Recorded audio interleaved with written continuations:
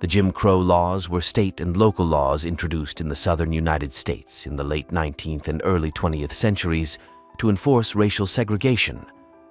The term Jim Crow was a derogatory term for an African American and originated from a theater character that was designed to mock a stereotypical African American. Racism towards African Americans stemmed from the transatlantic slave trade, where Africans were transported from West Africa to North America to raise cotton, sugarcane, and tobacco.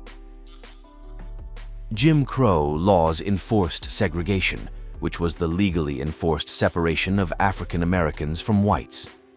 From the late 1870s, Southern state legislatures passed laws requiring the separation of whites from Black Americans in public transportation and schools. These Jim Crow laws were extended to parks, cemeteries, theaters, and restaurants to prevent any contact between whites and blacks. While Jim Crow laws mainly referred to physical separation, they also applied to preventing marriages between white and Black Americans. Jim Crow laws were upheld in 1896 in the case of Plessy and Ferguson, in which the United States Supreme Court laid out its separate but equal legal doctrine.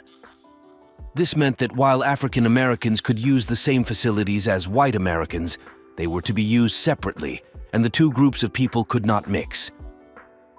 While the U.S. court held that these facilities were equal, facilities for African Americans were often run down and worse than their white counterparts.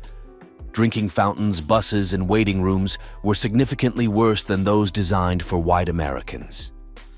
In some situations, there were no facilities for the Black community at all.